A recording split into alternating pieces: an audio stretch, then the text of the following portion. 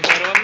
Well, this is a great day to be opening the campaign office for Paula Fletcher, for Kathy Dandy, and to see all of you here and to see Mary here. This is a great day. It's a great day for the city because this campaign office is going to be the center of a campaign win. I have no doubt about that.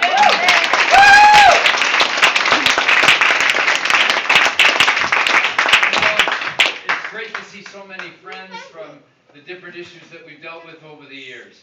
And I just want to say that to see you from the different business areas of the city, to see residents groups represented, to see environmentalists, to see people concerned about children in our community, and people who have been active in all the issues, all coming together.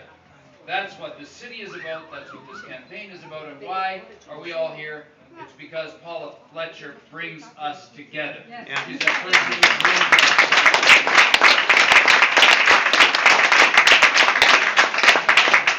And she does it in so many different ways. She's passionate about the issues, but she's also got a great sense of humor. She's also a great singer. It's great. It's true. It's true. It is true. And in fact, we have another great singer here, Andrew Cash. Yes. He's our headlining She took to Nina too. And now, of course, we have a lot of issues in front of us here in the city. One of the things that we must do is retain that sense that we want to keep building. We want to keep building this city, building our neighborhoods to be more and more livable all the time, keep building on the successes and the improvements. And what I worry about in this election is that we're hearing proposals that essentially involve taking apart all of those things that have been built, maybe selling them off, maybe to some of the large businesses that might come in even from other countries and start to run our basic systems that we count on every day. Things like public transit, things like our electricity system, things like who knows what they might try to sell off, some of our public buildings that we would then have to rent back at much higher costs. And I think it's short-sighted. It can seem attractive at first. Yeah, just sell it off. But I can tell you where cities have done this, if you go and visit these cities, you will see the consequences. You see increases in price that make it very difficult for the citizens who live there to have their basic needs met, from everything from housing to transit to the environment to something as basic as energy. You remember the last time they talked about selling off Toronto Hydro? I'll tell you who was wanting to buy it. It was a company called Enron. It was a company called Enron in 1997, and I remember asking Mayor Lassman, I said, I'd like you to put me on the board of Toronto Hydro to put a stop to the idea that we sell it off. I was a little surprised, but he actually agreed with me. And you know what he said? He said if these companies want it that much, that means we shouldn't be selling it because it's a moneymaker. He was a smart guy. He was a smart guy. He didn't, and of course we all know what happened to Enron just a few years later. It completely collapsed. Imagine if it had been responsible for our Toronto Hydro system. We would have been in desperate straits. Instead, we have an electrical utility that's doing innovative things with a lot of help from Paula in these areas with solar energy and all of these solutions. So folks, I remember when Paula and I first talked about the possibility of her running, and yes, here's the sign. Wow, that's from 410 Gerard East, or 810 Gerard East, and that's a good memento to have. But I remember when we talked about the possibility that Paula might come and serve our community as an elected person on the school board, and how she got involved, and how everyone said that Bruce School was going to close, didn't they? Everybody said it was going to close. In fact, it had already been decided. It was done. It was going to be closed. That was the end of it. The kids were moving out of the neighborhood. You might as well forget about schools around here. Now, not only did Paula stop the school from being closed by bringing everybody together, but it's now on the leading edge of a whole new approach to education in our community. And of course, we have Valerie here.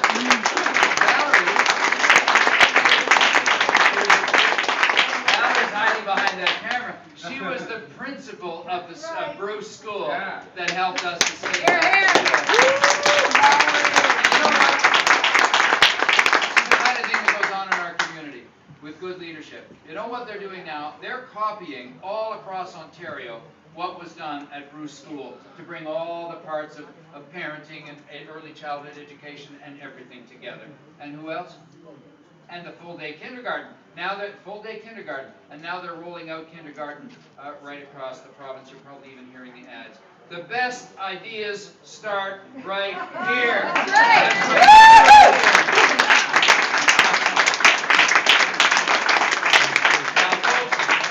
So it's very important that we work hard. There's always a tendency to think, well, of course, everybody knows Paula. Everybody knows Kathy. And so, you know, we're not going to have to worry about their re-election. I just think it's important that when they're there for us, time and time again, that it's our turn to be there for them. So that we'll know that we've got a friend at City Hall and a friend at the school board. And we need another friend by the name of Mary Fragadakis on the other side of the Danforth Avenue. Friends, thank you for waiting for me. I was at the Indo-Chinese Association down at Metro Hall, and many of our friends from this area were there, and they asked Olivia and I to speak, and I was remembering how, and sharing with them this, many people from that community, the majority, initially came in boats to escape from a terrible situation back home. They didn't know what life was going to hold. They came to Canada, and here in Canada we opened up our arms and welcomed immigrants who were facing troubles back home. I'm a little worried that in our Canada today, there are people that are saying we shouldn't accept immigrants anymore, and that maybe there's too many already. Or maybe that someone comes in a boat, never mind how they got here, somebody who came in a boat maybe should be sent back home. You know something? That's not how we built this country. We built this country by welcoming people from every part of the world.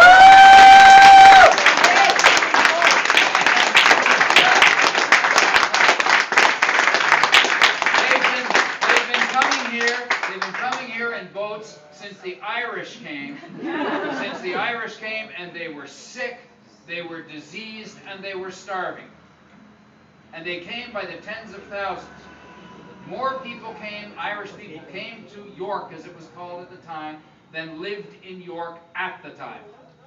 And yet they were welcomed and accepted. And I never want to see our place, our city, or our country, start to close its doors to the people who want to come and help us build the greatest country and the greatest city in the world. So let's keep doing that with Paula.